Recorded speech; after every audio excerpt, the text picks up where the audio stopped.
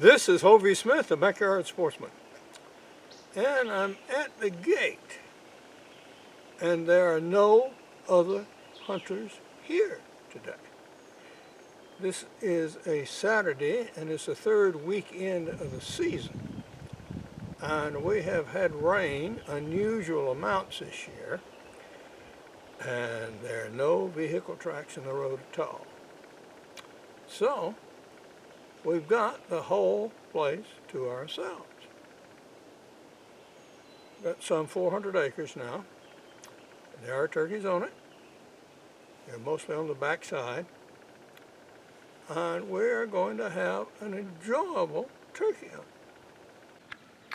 The water flowing down the road was fierce enough to really sculpture the sand and give little mini channels. And yeah, now this is how to study water flow if you're ever interested in being a hydrologist.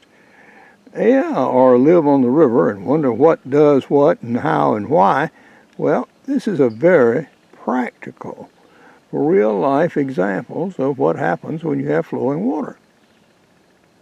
You have obstacles, like a little clump of leaves, and then you have scour around them and below them. And if you were a gold miner and that scour bottom is exactly where you'd want to look.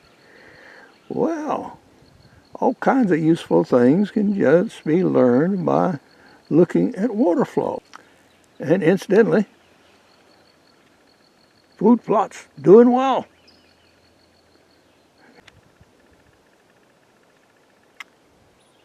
Now that could be a gobbler track. A jake, I would guess. A little larger than the hen tracks. And no signs of strut marks, however.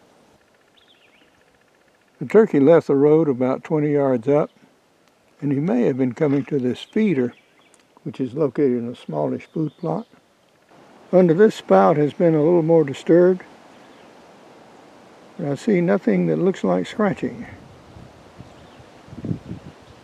Of course, perhaps it didn't have to. I think I'm still on the fringe of the current high-use turkey zone on my property. The highest use zone is actually off my property, down by a large pond, and they wander up here from time to time, but they have not reached very much this far this particular season. When they start strutting, yeah, they'll use roads like this, but I have not seen any sign along anything yet of a strut zone. I have been calling.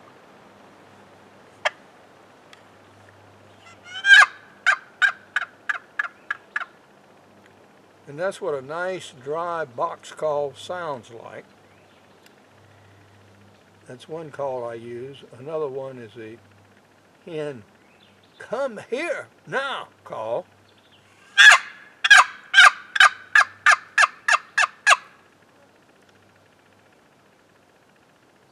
And then there are clucks. And those are the three main calls that I actually use. I was never comfortable with mouth calls and never have used them. But some people do use them with great effectiveness. But no sign of much turkey yet. So we're going to stay and listen. And it's about noon, so I think we're going to have some lunch. No sardines today. Two varieties of crackers from two different makers, and a granola bar and a Diet Coke, and that'll do me. And I put them in Ziploc bags, which are much quieter, particularly when I'm up in a deer stand. I don't want that kind of noise running around. We're now getting into an area where I'm seeing scratching and disturbed leaves. And there is an old stand in this location. It's at the intersection of two trails. And actually, some of the trees are grown to such a size now, like that one that's very encrusted with vines and all kinds of stuff. Yeah, I can put my climber on that tree.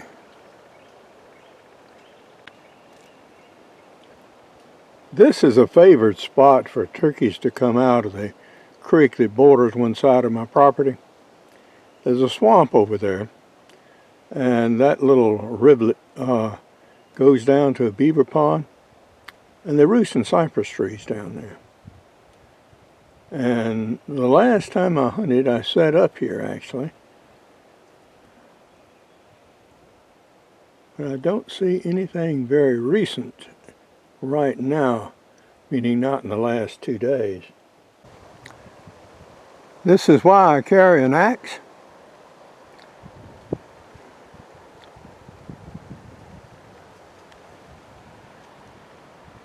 I'm not going to bother with this right now, though. I'll take another road around, and I'll come back and bring the electric chainsaw. Just wrap this up in 3 or 4 pieces so it'll be easy to move. On this feeder, someone is selectively picking the corn out of the mix, and judging from feathers,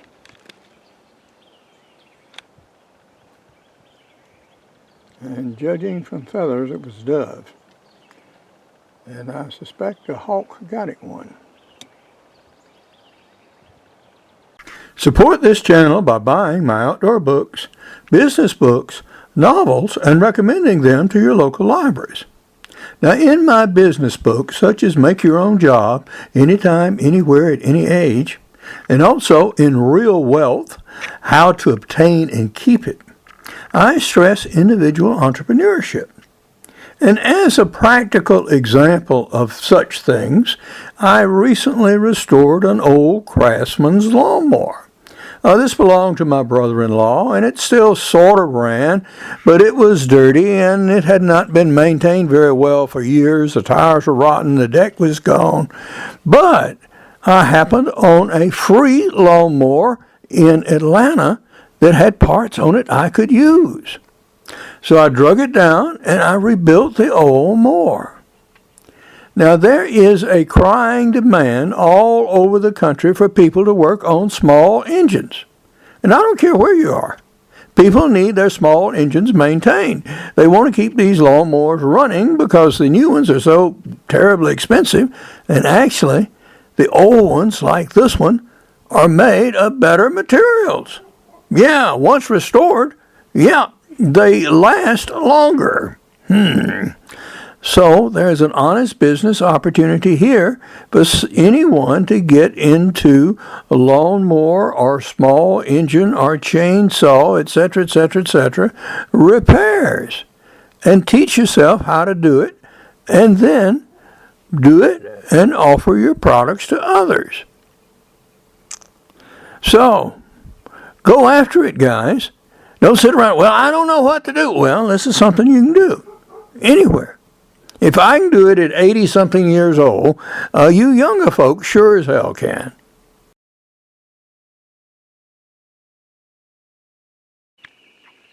We're in at daybreak this morning, listening for gobbles. And the woods are waking up. Oh, the other birds are starting to make noises, but no gobbles yet.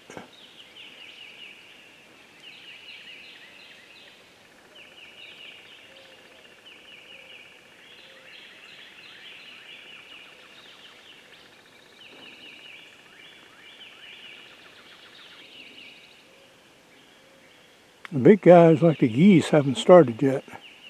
It'll be a little while before they get cranked. Also got crows. All of these are smaller birds.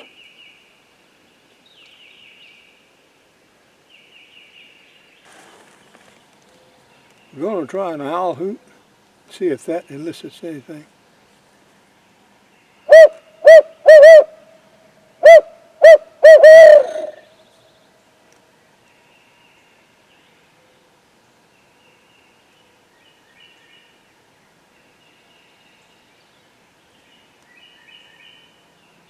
It did, but no turkey.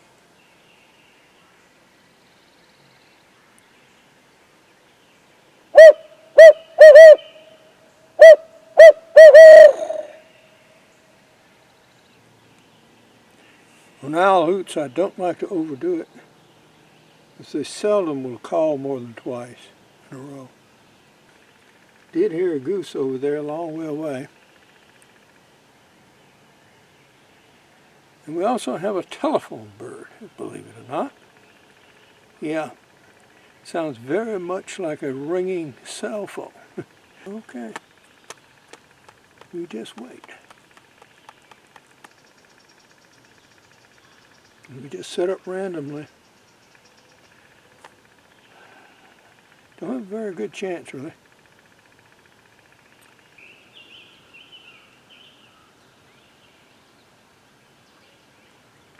Now the geese are starting to say something down there at the pond. And in this orchestra, I would say they would be the horn section. And they can get quite raucous from time to time.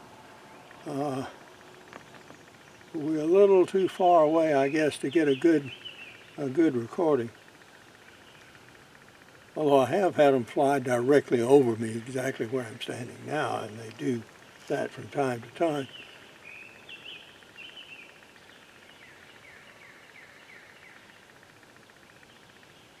Sort of hard to pass shoot, though, as they're over the tops of these pine trees.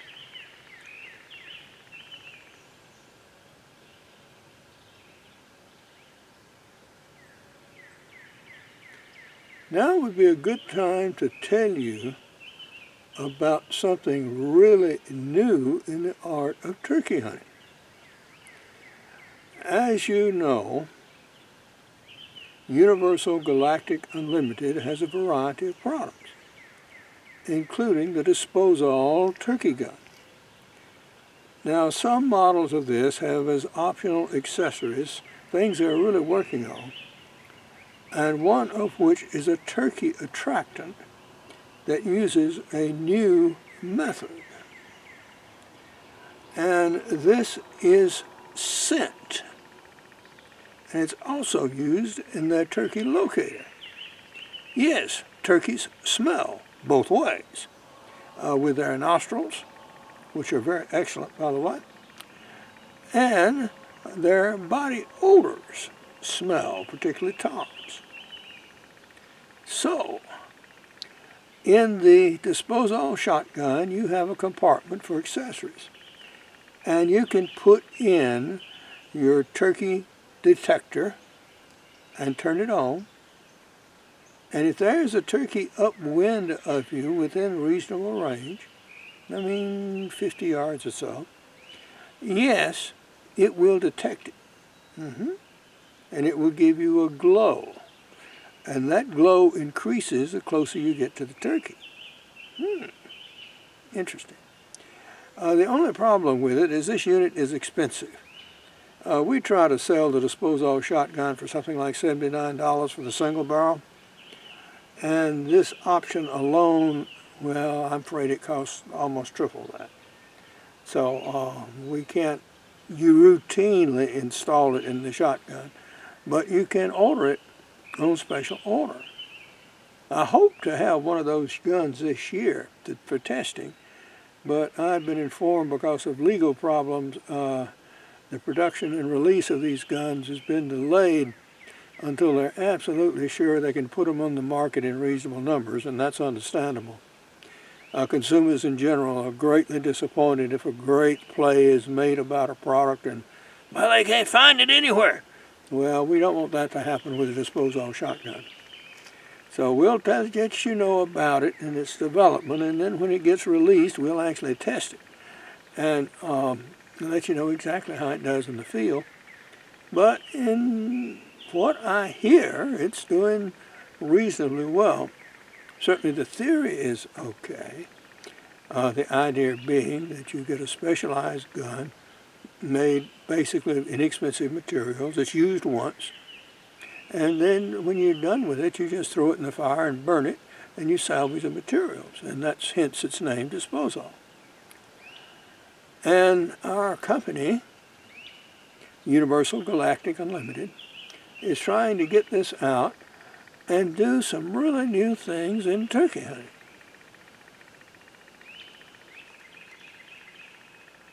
Now the sun has reached the forest floor now, and we're hearing a new variety of bird sounds. We've been here since 6:30. It's now 8 o'clock. Well, let's try a call, and maybe that will elicit something.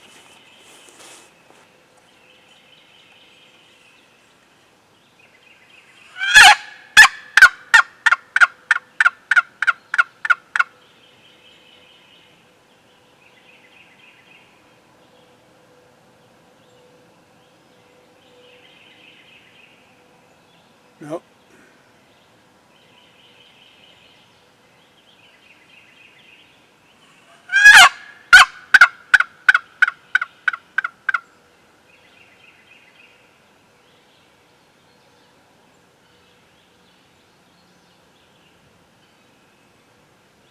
If you thought you had turkeys nearby, you could do a hen on the roost call, which is just a series of, well, very soft calls, comparatively speaking, and then take the turkey wing, do flap, flap, flap, flap, flap, flap, flap, fly up, fly down noises. The roost call will go something like.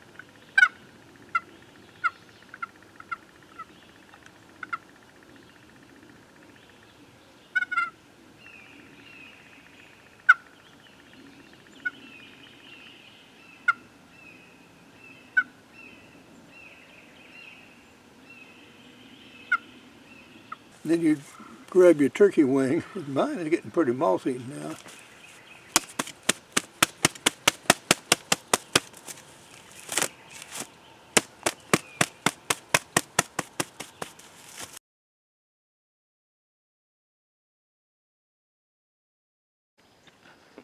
Well, we have Andre and Robo out there as if they were about to get in a fight with that handsome little hen.